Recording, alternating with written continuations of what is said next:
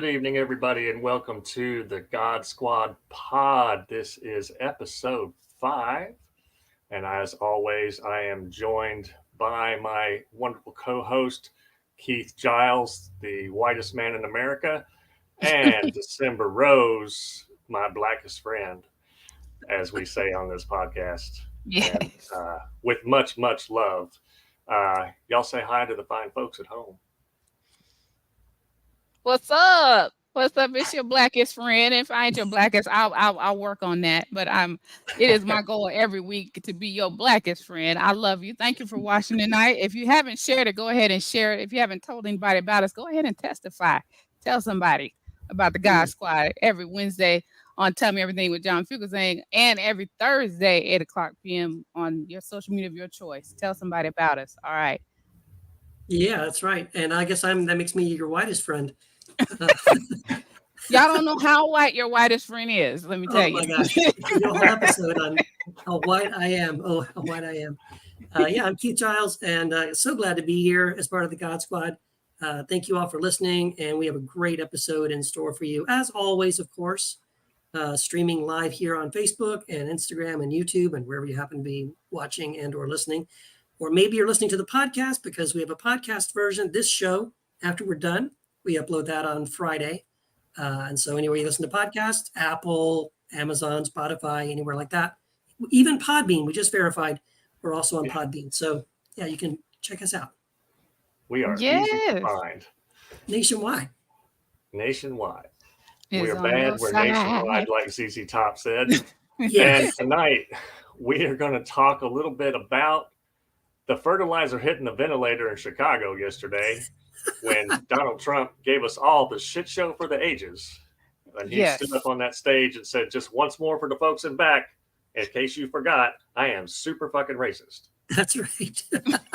So that was a thing that happened. And I guess if you missed it, we have a clip that our wonderful producer Matt is going to show. Keith, do you want to introduce this clip a little bit? Yeah. So there's so many great things we could have clipped because there was even though it was cut short. I mean, think about it. This could have gone on longer. That's what it man. That would have been so amazing. But it was cut short. But this is to me, this was the part I was watching it live, and this was the part where they asked the question and his response was kind of unreal. This was a question about Sonia Massey. So this was the black woman that was shot by a police officer in her own house after she called the police for help by an officer, by the way, that had a history of misconduct. And anyway, so I think the clip that kind of sets up the clip. By the way, thank you, Bill, for liking our jam. We love that theme song. Yes, we do. I love our theme song. What's up, Joanne? All right, here we go. So Sonia Massey, someone from Illinois, an unarmed black woman, was shot the other day in her home by a deputy sheriff. The deputy has since been charged with murder. You've said police would get immunity from prosecution if you win. Why should someone like that officer have immunity, in your opinion? Immunity? Immunity. I don't know the exact case, but I saw something. And it didn't look good to me. It didn't look good to me. Are you talking with the water, right? Yeah, well, police unions are not backing this person either. Okay, but again, they're going to be charging the officer? I guess they're charging the officer. So why should he receive immunity? Well, he might not. I mean, it depends. It depends on what happens. I'm talking about people that are much different cases than that. We need people to protect ourselves. And by the way, in Chicago, as an example, a few weeks ago, July 4th weekend, they had 117 shootings and 17 deaths. Nobody wants that. Nobody wants that. We need to have our police officers have the respect and dignity back. In this particular case, I saw something that didn't look good to me. I didn't like it. I didn't like it at all. So can you get a little more specific back to the immunity question?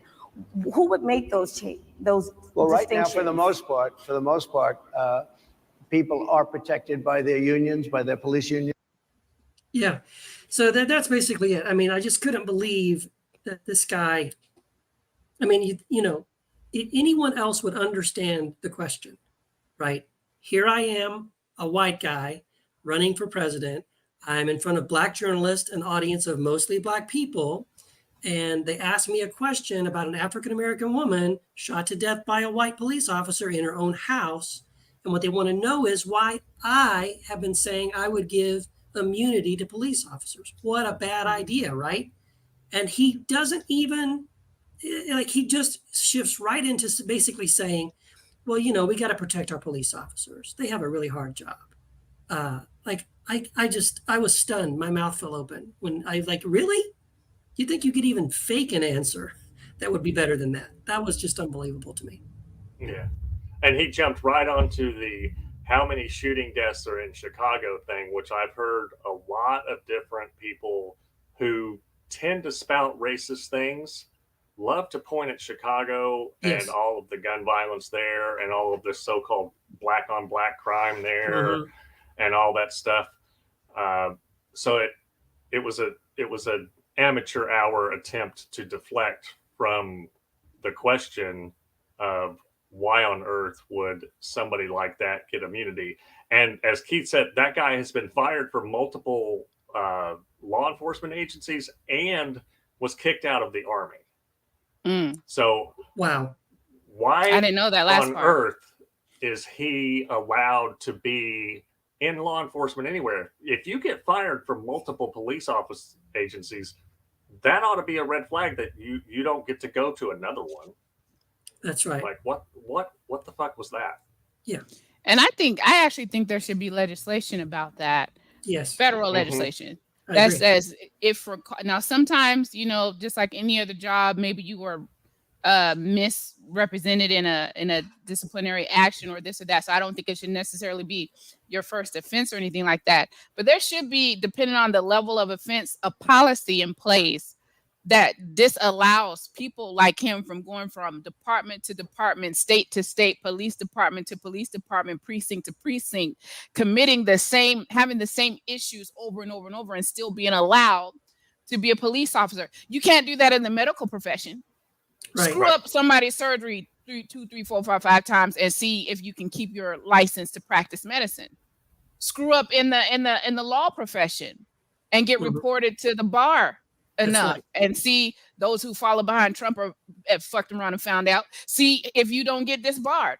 Why can you do that as a police officer? Keep offending the law, keep breaking the law under the color of law, keep misusing your authority and still continue to be a police officer. Why is that okay?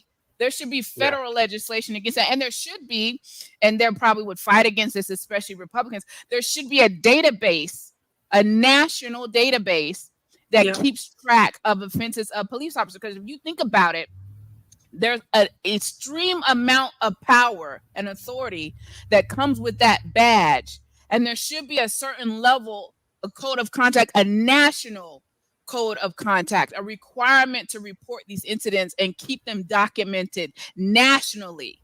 Okay. Yes. Just like when you commit a felony or something like that, and you can't just go from commit a strew of crimes in Washington state and then go to New York and then not show up on your record. It's going to show up on your record. It should be the same for police officers. You should have a record, a disciplinary record that follows you all over this country. Yeah, if we're going to have a database that tracks women's periods, thank you. Right. Then I think we definitely need a database. Not that we should have one of those. I don't think we should have one of those. But John Suarez has a comment that I want to address. That's a solution, Sorry.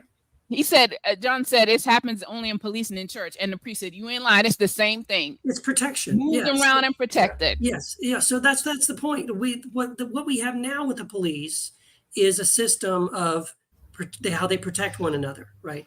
And so, you made some mistakes, right? In this place, you shot some people. You shouldn't have pulled your gun or whatever. Well, so we're gonna let you go, probably, with your pension and everything else, and then you just go to the next county, and you get another job at another police station, and then until you get kicked out of that one, and then you go to the next county or you're in the next state. Yeah. And so, they just protect these guys. And you're right, totally right. There needs to be, I would say, in addition to that, a database, tracking that. But there also should be major training, right, on de-escalation of situations, I mean, there are guys that do it. I've talked to some people that do it, but it's almost like you have to be invited. Each precinct has to basically invite you and pay to have you come. But this should be something It should be mandatory. Exactly. Yeah. It should be mandatory. Across There's the no board. reason why. And here's the thing about it. And this happens too often with people of color. I won't just say black people, I'll just say people of color. There's no reason why I should be killed when I called you to come help me. That's right. This happens more often than it should. One life is too many, but there's plenty of incidents of this. There's no reason why, if someone is having a mental breakdown, a mental situation, why that person should end up dead. What is going on in the mind of the officer where you're coming to a service call and someone ends up dead? Yeah. The person who called you ends up dead. Something is wrong there. That's right. Yeah. Well, and in this particular instance, these are patterns.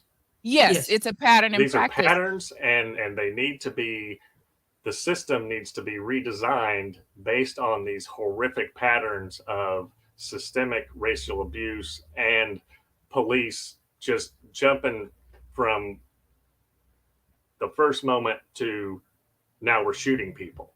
Yeah. Like, hello, there's got to be multiple steps between there. And that dude didn't have his body cam on. We would not know what happened if his partner had not turned on his body cam. And they tried to cover that stuff up. And Trump had to know that. I mean, come on. This man wants to be president of the United States, and he doesn't know one of the biggest fucking stories of the week. Yeah. And you know what? Here's the thing, too, I noticed about this, too, with Trump. He does this all the time. Matt and I were talking about this the other day. But Trump does this kind of thing all the time, and he did it in this interview as well. They ask him a question about something, right? And his first answer is, I don't know anything about this. And then the next sentence is something about the thing that he doesn't know anything about, right? So, like, Project 2025, what will you tell us about Project 2025? I don't know anything about that. It's horrible. When I looked at some of, there's some crazy ideas in there. Wait a minute. Which is it? One of these things is not like the other. Yes. Or did you look at it and you didn't like it? Like, so they asked me about the shooting. I didn't really know anything about it, but I saw some stuff and I didn't like what I saw. So I didn't like what I saw with the water. It was the thing with the water. Yeah, exactly. Yeah, the thing with the water. Yeah. The thing with the water. Yeah, and this is the thing about it. How are you? You're on a stage. This is the part that this is how I know he only wanted this platform to get video or audio for his base. Yeah. You're invited to an event that's going to be predominantly or probably 99% Black audience. You're invited by the National Association of Black Journalists. Yeah. This is a news organization for the most part. There's no way that you didn't anticipate being asked that question. You can't make me believe that you weren't prepped for that question, which makes me to know that you were prepped to give that bullshit answer. That's right. That you didn't know. Because it's so, how can you reconcile the crap about giving federal level immunity and reckon with that? So that's why you can't answer the question. You can't make me believe that you didn't know that question wasn't coming. Yeah. And you should have, if you're going to be the president for everybody, as he claims, you should have had an answer ready. You should have had an answer ready. And how hard would it have been to simply say that was horrific? He didn't say that, by the way. He said, I don't think I liked what I saw. The fuck? Right. How hard would it have been to say that was a horrific incident? That's While right. we don't know all the details, we do know that she called for service and she ended up dead, and that shouldn't ever happen. That's right. I don't know all the details of that situation, but if that man is found to be guilty, he should not receive immunity. How hard was that? A normal human being would say that. That's right. And see, this also tells us, I mean, this is also the beautiful thing about what happened the other day. To see the way Trump gets flustered and how he gets defensive, and how he does not know how to deal with a strong Black woman opposing him. This is the reason why he does not want to face Kamala Harris in a debate. I mean, that there proves it to you, because he's terrified. He's totally terrified of Kamala Harris. And that's why I hope it happens, because I can't wait to see that debate. Yeah, the narcissistic injury potential there is right off the charts. Yeah. And for those that don't know, malignant narcissists, if they get their ego bruised, it could cause them to collapse like a star that's blowing up in outer space. Which, you know, as somebody who is a very imperfect follower of Christ, I want to have compassion for as many of God's people as I can. But as I was talking to Matt and Keith before the show started, I have compassion fatigue when it comes to that dude because he's so harmful. Yes. That, you know, I don't know that I would relish watching him break down because of narcissistic injury or whatever, but I would certainly relish him stepping out of the public spotlight for the rest of his days. That would be wonderful. And never coming back to bother anybody. Oh, and Joanne just asked about what about the water bottle thing? Did y'all see that? Yes. While I missed it during reporter while it was talking, live, but the reporter came back and mentioned it. Yeah, he reached over and grabbed her water bottle, opened it, and then put it back down like he was trying to roofie her right in front of God and everybody. Yeah. That's why he's a weird. You know, they've gotten this moniker as weird because they're fucking weird. That's just a weird thing to do. Yes. Yeah, I like that comment. Yeah, they're doing everything in their power not to slip up and use the word uppity, but I wouldn't be surprised if it came out. They got a code word for uppity right now. Grateful. She should be more grateful. I don't know why she's grateful. She's arrogant. Whatever all those words those are all their nice words for uppity. That they don't. They want to make sure that they don't use that word. Were we gonna take a call or a guest or we got somebody waiting? So yeah, we got Tabby waiting, but she's gotta let us know if she wants to ask a question. There we go. We got Tabby. We're putting you on the spot, Tabby. What's up, Tabby? What you got for us? Okay. I tried to share with Keith and Matt. There was a video the other day that Daniel Dietrich had put out, and I do admire when the Trump administration had first happened, he put out a song called Hymn for the 81%. Oh, yeah. Referring to the 81% of evangelicals that voted for Trump. Mm-hmm. And he spoke, they started putting kids in cages, ripping mothers from their babies. I looked at you to speak on their behalf, but all I heard was silence, or worse, you justified it, singing glory, hallelujah, praise the flag. So it was the, appropriate person to talk about it. He gave a little talk on Christian nationalism and referred to it as kind of a new denomination in a way. Yeah. They haven't It really is. stepped away from Christianity so much as co-opted it for their own voice and their own ways. So that is a way he was saying that we can look at a similarity and try to make some grace space there. Yeah. Yeah, that's right. Of course, that's a challenge because unfortunately it seems that a lot of people these days are more interested in being right rather than being loved. And Jesus didn't call us to correct everybody. He called us to love everybody. That's right. Yeah, that's right. And Donald Trump doesn't make it easy. He definitely is challenging all of us that are trying to follow Jesus and trying to love our enemies and trying to love our neighbors and trying not to, as Dr. Martin Luther King said, right, don't let anyone bring you down so much to hate them.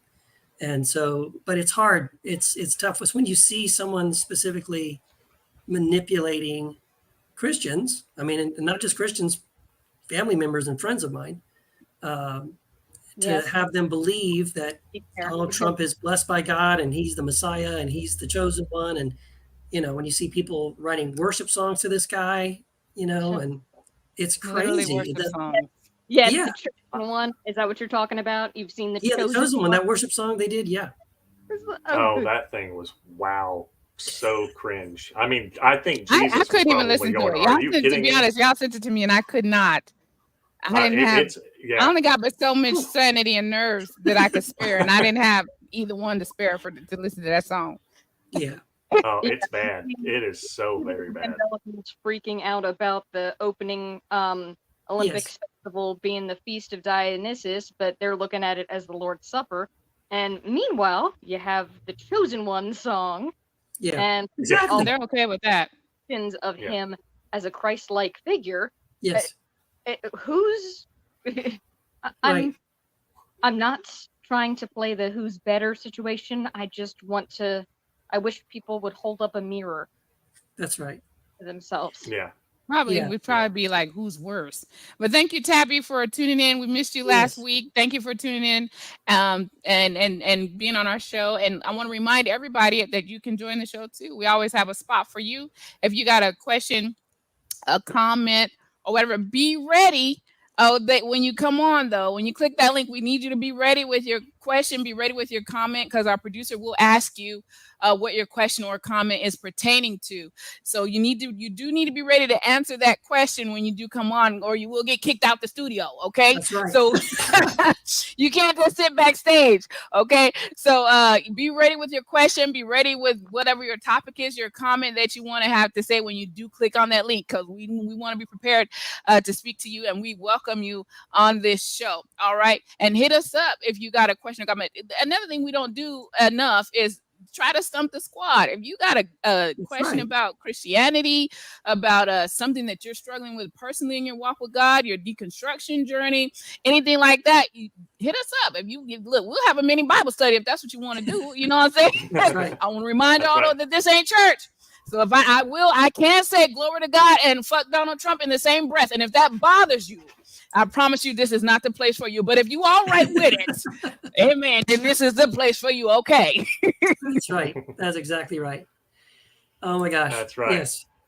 Okay. Well, tonight we're going to have some fundamentalist fuckwittery, as we usually do.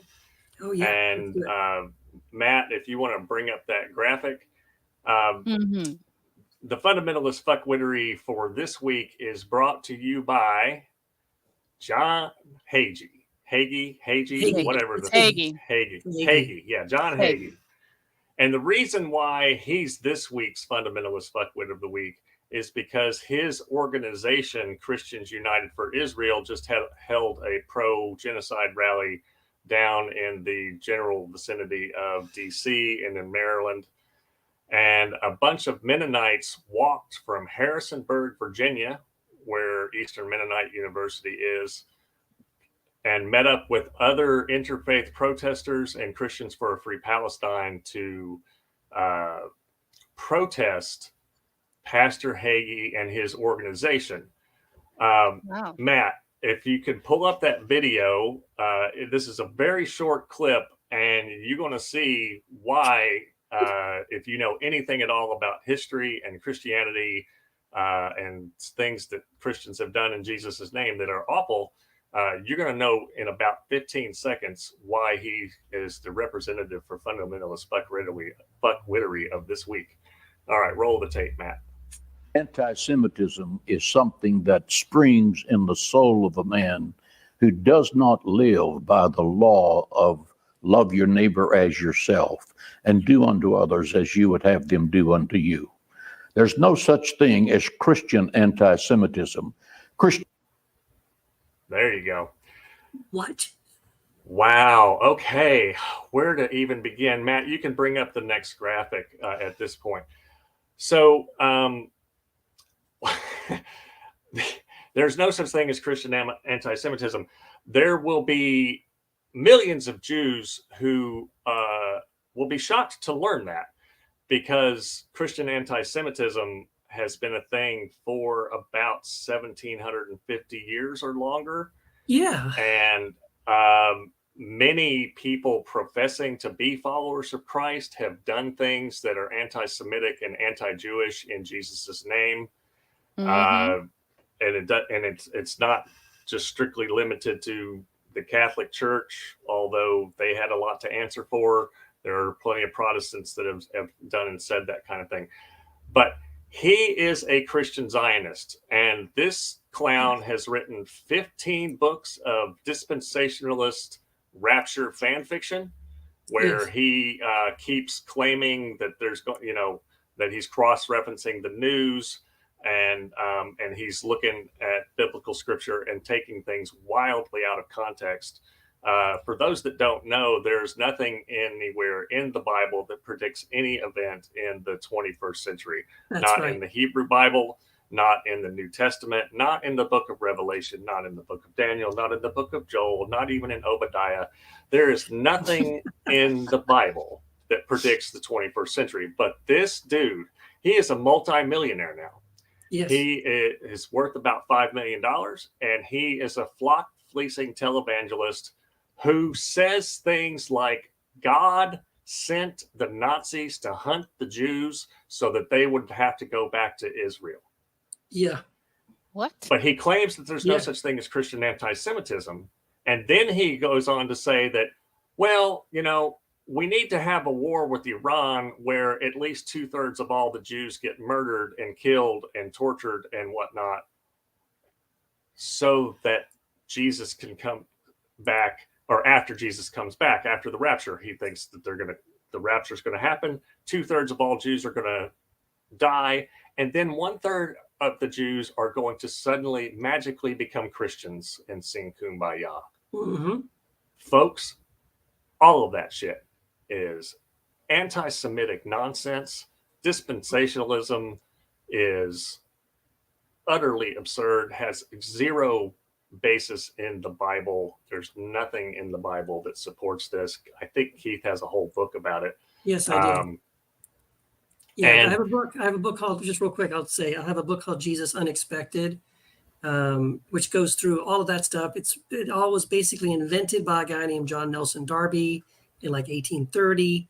No one was buying it in England. It came to America. We ate it up with a spoon, and it started spreading. And it is now, really the dominant evangelical Christian view is this sort of end times, all that left behind nonsense. That's where it all, that's exactly what Darby invented. And the thing to keep in mind is that before John Nelson Darby came up with all this nonsense in 1830, no Christian thought this way about Revelation or Daniel or any of this, prophetic, futuristic nonsense. And actually, before John Nelson Darby, nobody was setting dates for the return of Jesus. Again, all of that was after John Nelson Darby and this end times dispensational nonsense.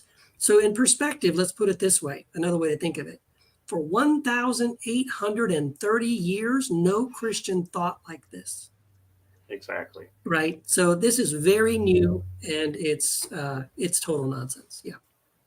Yeah. And he can run around saying, if you go to the Christians United for Israel website, it talks about how anti-Semitism is evil, but he has no idea that the things that he is saying are anti-Semitic and anti-Jewish. And he only cares about Jewish people because there's some kind of pawn in his dispensationalist rapture fever dream chess game. Yep. He does not care about the Jewish people.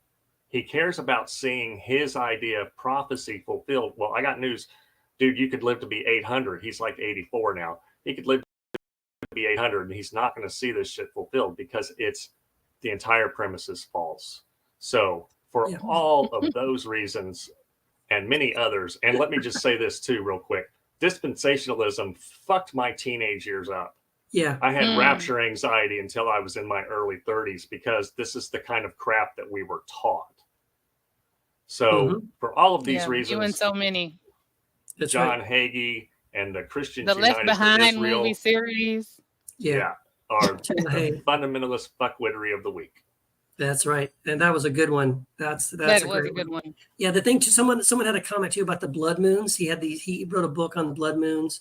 I wrote, in fact, in my book, Jesus Unexpected, I have a whole chapter about the blood moons because even though that book he wrote about the blood moons, I forgot when it came out, 2000, 17, 18, something like that. But of course now that book is worthless because all the stuff he was predicting never happened, which, by the way, most of these books, predict things that never happen.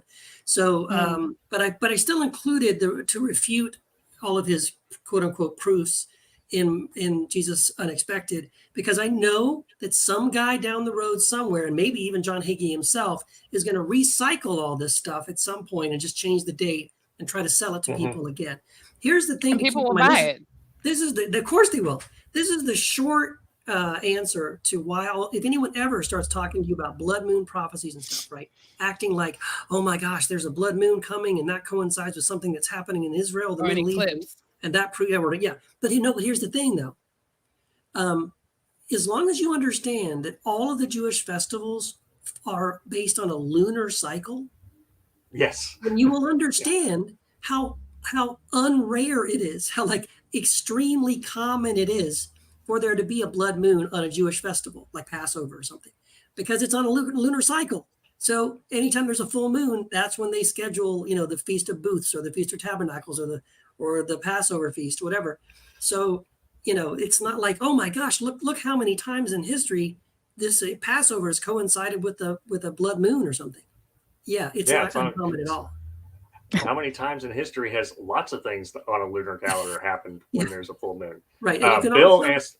Oh, go ahead. Bill asked a question. How do we unevangelize the folks who are still neck deep in tribulation planning? One of the things, Bill, I think that's important is for people to read scholars who are professional biblical scholars who aren't trying to sell a secret code. Yeah. My New Testament professor, Dr. Greg Carey, his area of specialty is apocalyptic literature. So the book of Daniel and the book of Revelation. You can pick up a Bible school textbook, a seminary textbook about the New Testament. I have one over there by Mark Allen Powell that talks about what Revelation is actually about. And it won't convince everybody, but I grew up wondering if barcodes were the mark of the beast. I remember that. And being scared every time there was an earthquake somewhere, and heaven forbid anything happened in the Middle East. Oh God, I was scared witless. Right? Every Easter I thought I'm going to wake up and I'm going to be the only one in the house because I'm a horrible sinner and I said fuck a lot, and I might have had a thought about sex or something. So clearly Jesus doesn't love me anymore. So I think engaging with legitimate biblical scholars, definitely not end times preachers, is one way to go. And if anybody has a question, Bill, you can just send them to the God Squad, and I think we might be able to help them. That's right.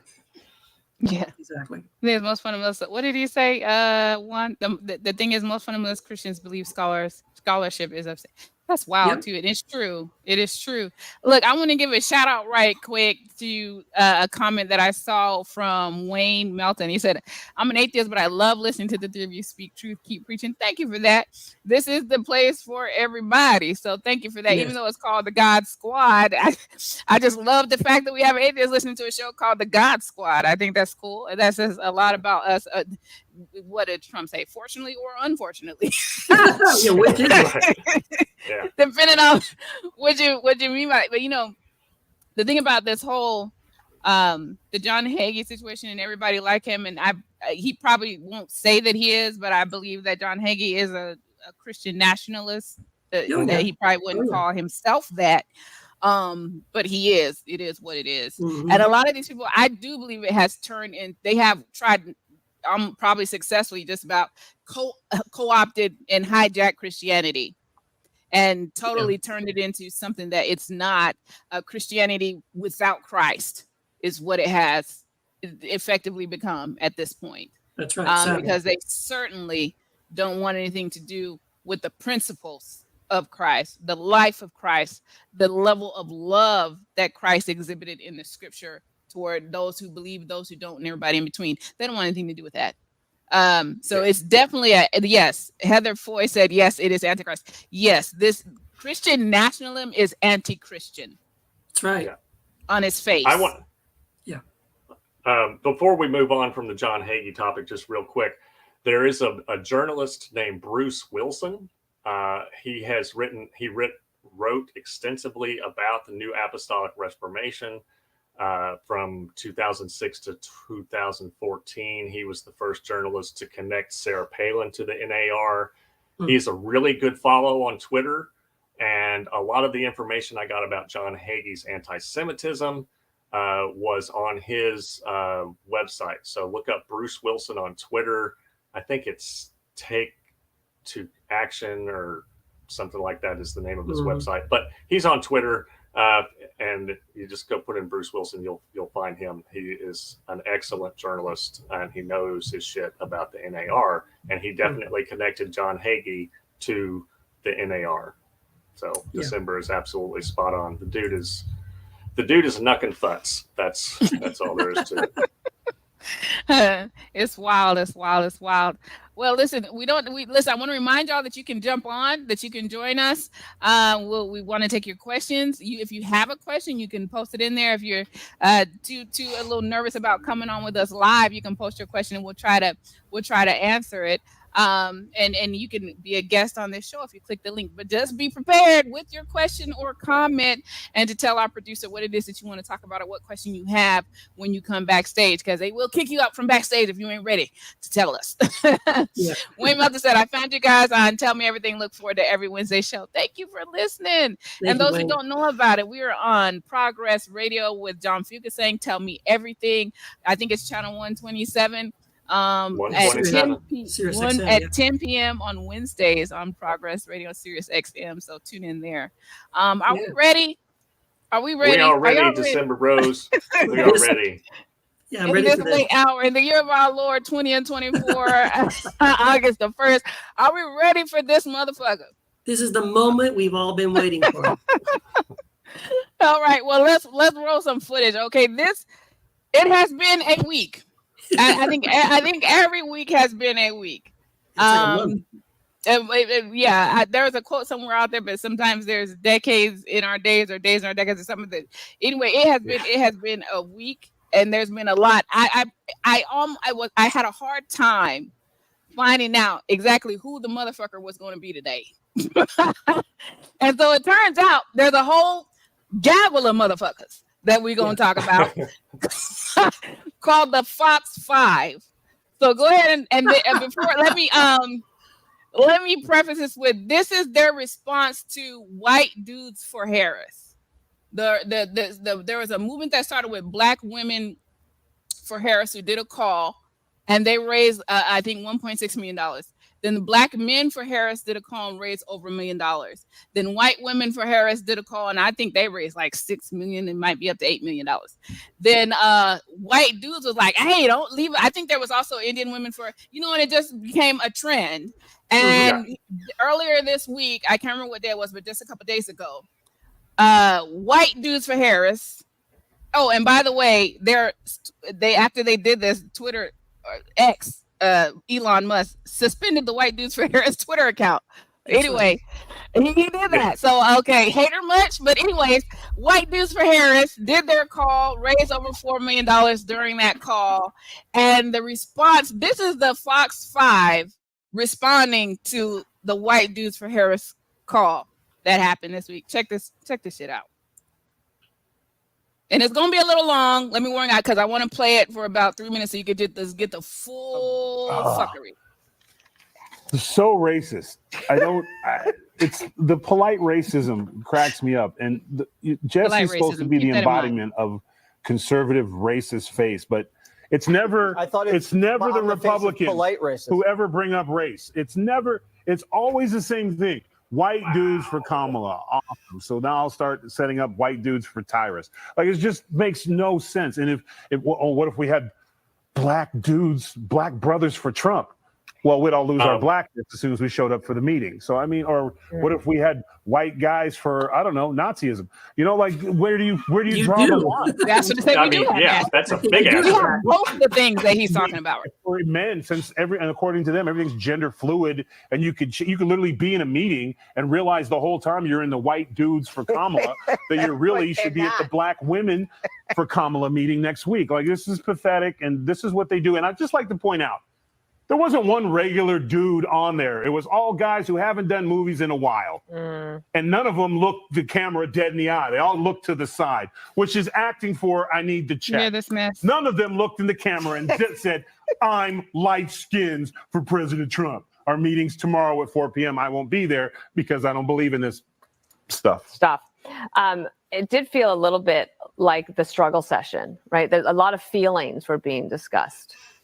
Well, I strongly disagree with Tyrus. Finally, a politician is speaking to me, a white dude.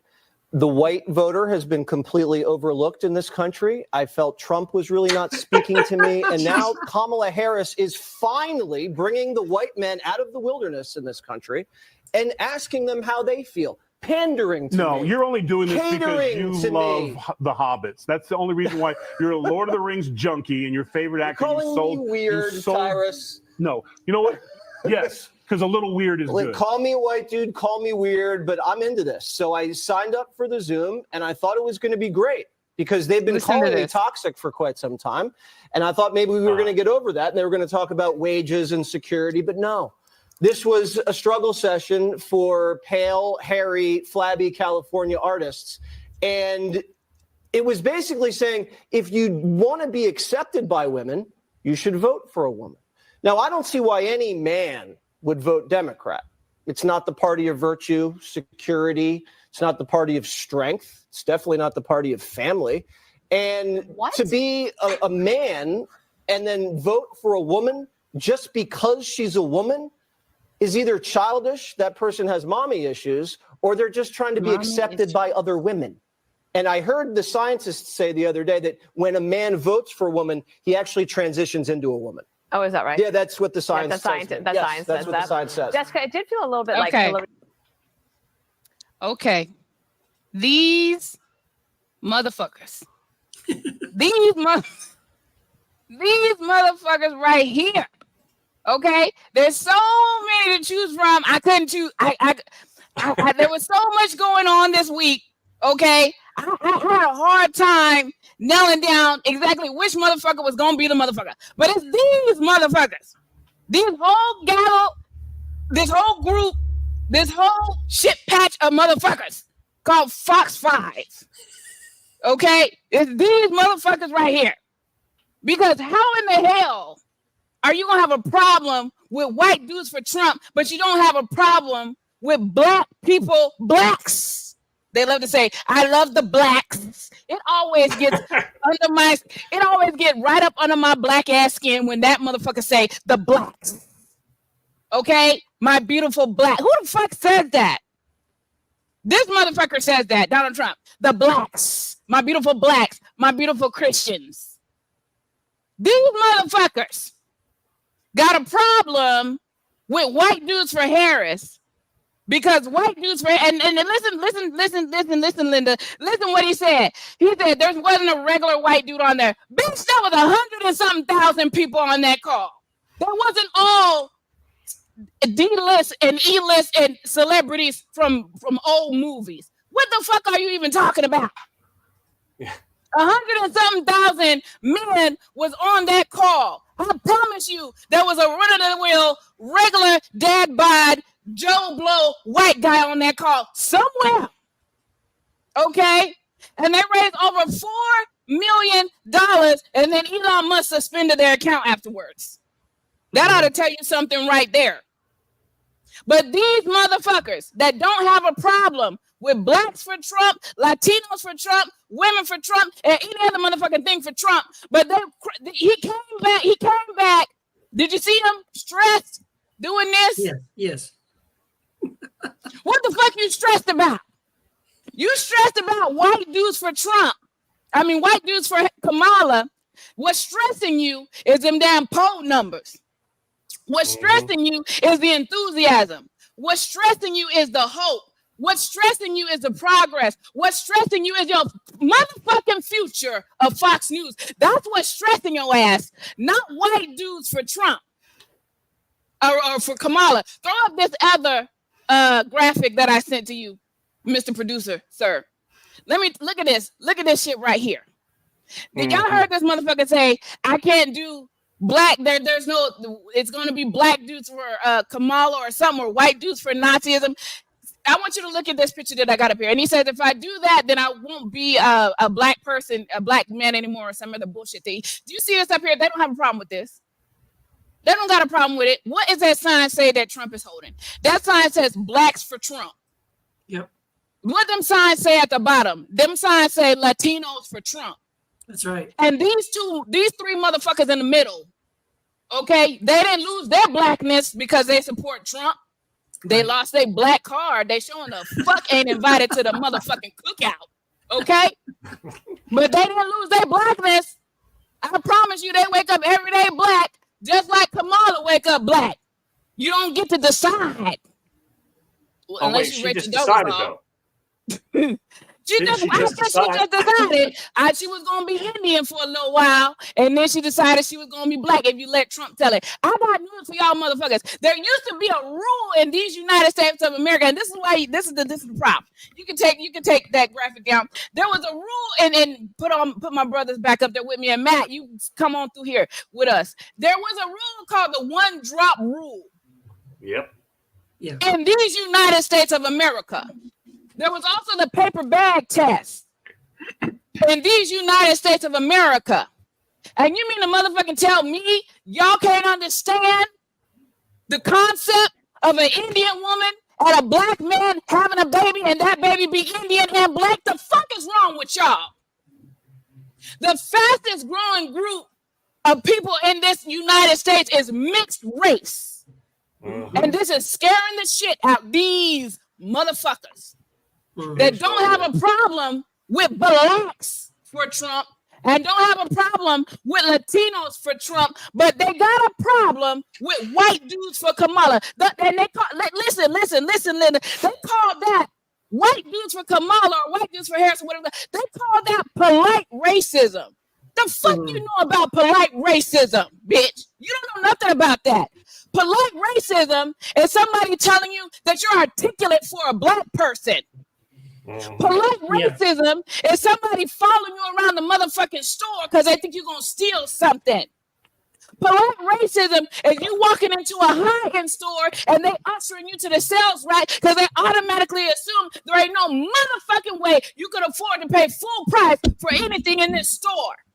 Polite racism is you standing in business class line to board a plane and one of the attendants asks you if you know what line you standing in. Bitch, I know what line I'm standing in. I paid for my ticket for business class, bitch.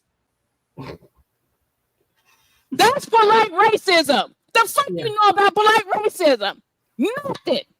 That's why you call them polite racism white dudes for Kamala.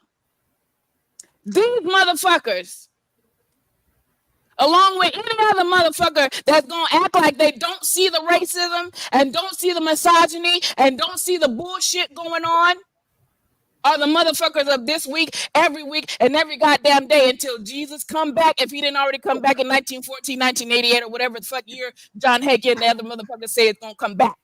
Yeah. These are the motherfuckers. And everybody like them with the double standard, hypocritical bullshit. That don't have a problem with shit Trump do, but got a problem with anything everybody else do if it doesn't align with what they think, they believe, or they think they know about me or anybody else that happens to be black. And all these motherfuckers, okay, that want to try to define and tell somebody who is and who isn't black and ain't never woke up black a day in your goddamn life. According to the rules that govern these United States, if you got a black parent, you black. Yep.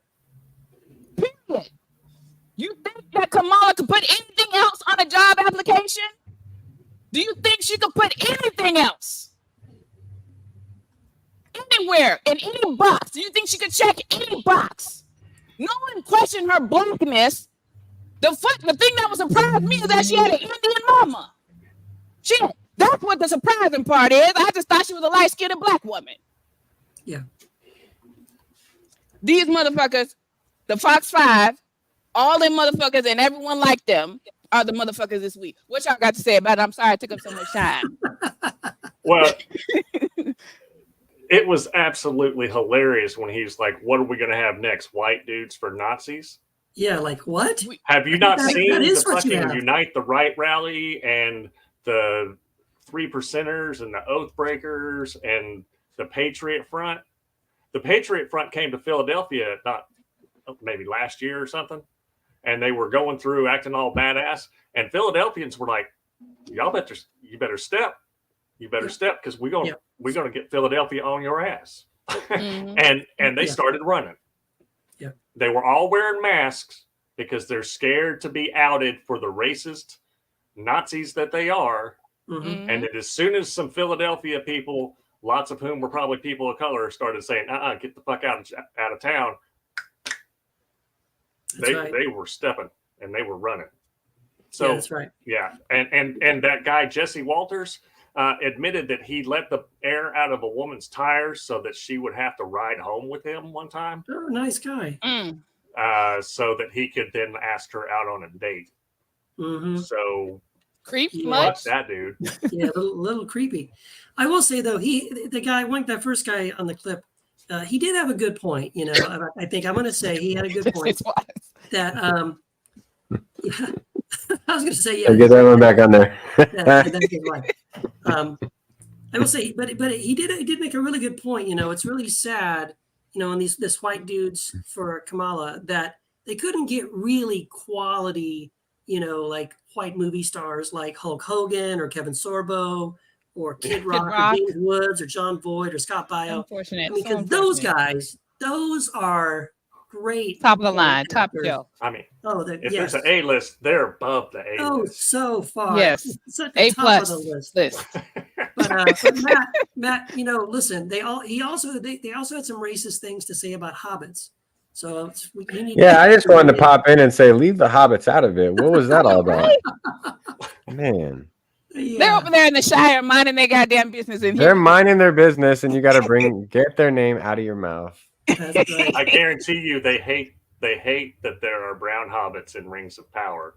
They don't care that it's not anything like what Tolkien wrote, but they probably hate that there are brown Harfoots. Well, yeah, this is how they ruin everything. So if you have like an honest critique of like the Rings of Power, they're so loud that you can't. I don't say nothing about it because they have to be the loud person in the room going off about brown-skinned hobbits, which is true to Tolkien's world, but they don't care about that. Right. Well, you know what's so funny about that whole thing is the thought process that says Black people can't even exist in fantasy. Yeah. Mm-hmm. Yeah. Isn't that wild? How racism just transcends every part of your being. Right. That it can't even exist in your imagination because that's an imaginative world. Yeah. Little Mermaid is an imaginative world. That's right. And the fact that Black people can't even exist in fantasy, that's even offensive to you. Right. Well, Desimber, systemic racism doesn't exist. Candace Owens told me so. And so did Tim Scott. And they're Black. So they must know. Because they've never experienced racism. And kinfolk, like we say in exactly. All kinfolk and kinfolk. That's a Zora Neale Hurston quote. Yeah. For Tim Scott to stand up at the RNC and say America is not a racist country. Like, come on, man. America has been a racist country since before it started. I mean, since before it started. About? Yeah, since before it started. Yeah. Chief, you and I were talking about it's like I got a lot of shit on TikTok. You know, a lot of racists came to my page one day. Like, oh, you liberals always got to go to racism card. So you and I were talking about it's like the analogy. Yeah, but if I show up at a place and you're always there. Yeah. And I only show up like twice a year. But I always see you there when I peep in, like you're always at that place, then quit making it so easy when you do all this racist shit. It's not the only critique we have of you, but it's a big one because you keep doing the same shit over and over. That's right. Yeah. That's right. If it walks like a duck and talks like a duck, I'm sorry, it's a duck. Yeah, and they don't like being called out. That's what Trump went off on. Is her name Amber? Is it Amber Williams? What's the reporter, the first reporter from ABC? That first Scott. Question, Amber Scott. Last name is Scott. Yeah. Is it Scott? Am I getting her first name right? He went off on her because she asked a point. He's so used to softball questions and being coddled by Fox News and other networks, Newsmaster, whoever be interviewing him. He's not used to being asked a front-faced, flat-footed, honest question about any damn thing. They tee him up with softball questions and let him spew out garbage without fact checking. By the way, and another thing, This motherfucker claimed that they held him up with sound issues. Right. And that's why he was 35 minutes late starting and all this and all that. When she tried to give him the answer question, he was like, you held me up. Da, da, da, da, da, da. Apparently, that's not what happened. Right. What really happened, Matt? Brother Matt, what really happened? Because you posted earlier about what happened. Well, weren't they? Him and his team were negotiating correctly that he didn't want to be fact checked live. Right. That is exactly it. That's the reason. Yeah. But They were arguing for half an hour because- he played the trope that black folks are late, and he leaned into it when it's a lie. Right. He's the reason they were late because he wanted. Now, hold on. I gotta do some fact checking. I gotta fact check Matt right quick. Uh-oh. We do be late sometimes, okay? We do. Especially us African folks, Nigerians and whatnot. I love us, okay, but we do be on CP time sometimes. Whoa. But on this particular day, yes, I'm just saying, like he used the trope. Yeah, he was using it as a trope. Not only that part, but he was saying, basically trying to demean the professionalism of the entire event. That's right. This y'all couldn't get the sound, and I can't hear, and all this other shit. They didn't have it set up. Yes, he blaming it. Because everything you have is bougie. Your team is trying to negotiate how to manage your lies that you about to tell. Yeah. Because you don't want to be fact checked live, and you blame it on the sound. The fuck. Yeah. You know what I'm saying? He saying? hated having his words read back to him. Yes. Oh, and I'm like, my dude. Yeah, and that was why he said that was such a nasty question. How do you think the people that you were describing and all of those racist comments that you made felt when you were making those racist comments? That's right. Yeah, what was so offensive about your words that I read back to you? Would you like to take some of that back or apologize for some of those things? Yeah. That would you nice. like to repent of that nonsense? That would be or are you just going to double down and he call said her he a don't have nasty nothing woman? to repent from. Remember he said that? Yeah. And the evangelist love his ass, but this fool said he didn't have nothing to repent from. Do y'all remember when he said that? Oh, no, exactly. No, he said, I've never done anything wrong. Then why would I have why to do I got to ask forgiveness? Why do I got to ask forgiveness? Okay, all right. Again, that should have been the end of it for evangelical Christians, right? Right there. If you're an evangelical Christian and you hear a guy being asked a question, have you ever prayed and asked God for forgiveness? And he says, why? I've never done anything wrong. Then how do you say he's a Christian? Like, isn't that step one? Don't you have to confess your sins? And like, come on. Yeah. Any guy that would say, I've never sinned, I've never made a mistake, I've never needed to repent. Oh, come on. Yeah. That's and when you ask for one, he go says ahead. nice things about Israel, though, Keith. So it doesn't matter if he's and he promises to give evangelical Christians political power. So yeah, we'll waive it. What were you gonna say, Matt? Oh, I was just gonna say, did I hear correctly that that he is going to debate Kamala Harris now, or? Did that just happen? Did he confirm? That must have just happened today. Yeah, I saw a clip where he said like it's not necessarily confirmed, but he said something about like bring it on or I'm ready or something. Good. Well, then good. She says she's going to be there whether he's there or not. Yeah, exactly. Come say it. Say it to my face. Wait, dude. That'll be the highest. That'll be the highest rated presidential debate. I promise you. It's going to be bigger than the Super Bowl. It's going to be huge. People are going to come on, man. I'm popping popcorn. I'm gonna have a watch party. This thing gonna be like a Tyson fight. Look, they can put that thing on pay-per-view and make some money. I would pay to watch that debate. We should live stream it. We should see if we could do like a live stream of it and just like do a commentary. That'd be hilarious. That would. I will every time he lied, we'd all be drunk as shit. But that's right. 5 minutes in, take a shot every time he tells a lie. This clip though, the highlights from this interview, I didn't expect them to be this good though. Like when I hadn't heard them yet, they're like, "Oh, you got to see these clips." I was like, "Yeah, I mean, I expect what Donald Trump is going to be," but then it was like, "Oh my God!" I was even taken aback by just like, yeah, But I was also curious about how interested I was in it. Like, it was so fascinating to me just to watch like. Maybe it was watching him. There's a bit of like Schadenfreude, like watching people laugh in his face and just watching him get so frustrated. And that happened. Yeah, they were laughing. Oh, they were just like laughing at it, and you could tell he was getting so mad. And it's like, oh, this is Is this real life right now? Is this real I'm life? glad. You know what? I was pissed off at whoever invited that fool to be up on that platform and spread nonsense. And then I got to thinking about it after the fact, and I thought, you know what? It would, you know, this motherfucker has a couple of connotations depending on what the tone, the intonation. And my first thought about the guy who set that up, the gentleman that's over that with the NABG, I was like, this motherfucker. How this motherfucker? And then after the fact, I was like, this motherfucker might be on to something. Yeah. This motherfucker might be on to something. Because I think that's probably one of the single worst things Trump could have done if he was trying to get some middle of the road voters, if he was trying to get some more black folks, which had been a hard hill to climb anyways. He didn't help himself one bit. Nope. Up there denigrating black people, being disrespectful to black women, being disrespectful to the organization, being flippant. I don't know what the situation was with the water bottle thing, trying to do the tropes about the time and the professionalism of setting up the event. And then another major thing that he did that I was shocked is when she laid out what happened on January 6th and the party. And he said, "Are you gonna?" She said that somebody got their bones broke. Somebody had a stroke.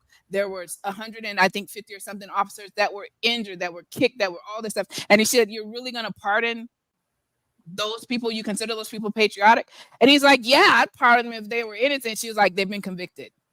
Yeah. And and that got a big laugh. I got a huge laugh. They got convicted. Like, have you watched the news, man? They got convicted a long time ago. That's why. Here's how you know that he's just full of shit. You don't even pardon somebody unless they've been convicted. So what the fuck are you even saying? Right. You know that they're not innocent. That's right. So that's the thing. Again, I just wanted to say, like, it was blowing my mind in that very brief thing where he's talking about when they first asked him about the police officer that shot Sonia Massey. Well, you know, I'm on the side of the police and they do a hard job and we got to protect them. But when then later on they asked him about January 6th and the insurrection and how policemen had broken bones and one guy lost an eye and one of them had a stroke. All of a sudden now he's on the side of the insurrectionists. He's on the side of the rioters. Yeah. And I agree, Judy. Yeah, and it was right there. Again, that short little clip, you saw him shift. You're right. He's for the police in this situation, but not in that situation. So inconsistent. Well, he's for whatever. I'm sorry, he's for whatever the flavor is of the month or who the audience he's in front of. It don't matter. Right. He don't have no position on anything. Yeah, that's exactly right. Well, we've had fundamentalist fuckwittery. We've had this motherfucker with the shit patch 5.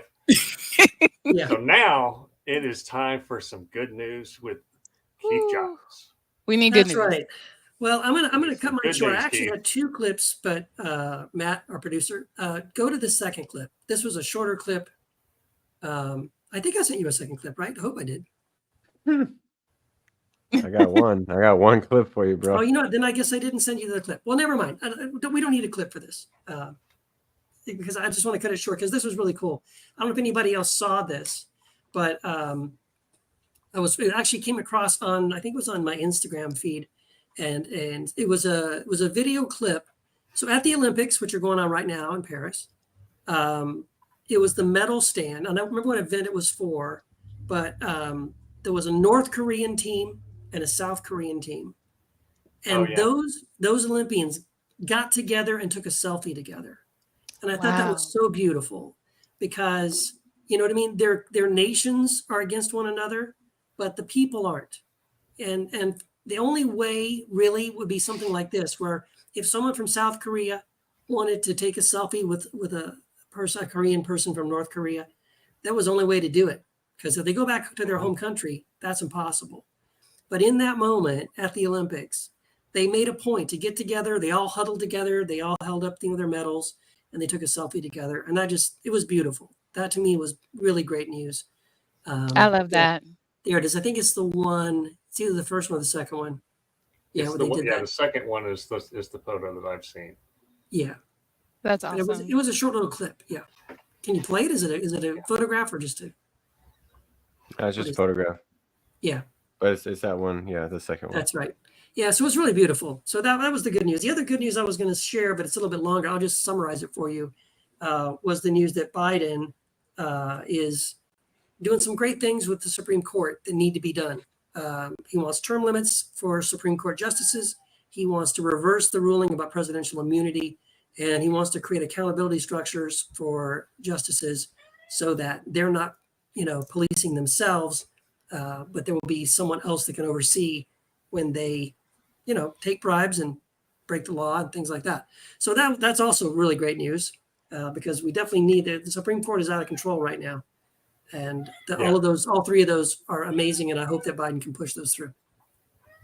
Yeah, that would be awesome. He needs to get And that I executive don't order want to. pen out. That's right. Yes, I don't want to Last couple hijack your segment at all, but we had some great news about folks getting released from Russia. That's right. That's right. There was a That's prisoner right. exchange. Yeah, Yeah, Putin probably knows that the gig is up. His That's right. useful idiot's going to lose. That's my take on that. And Trump said he was going to get them released as soon as the election was over.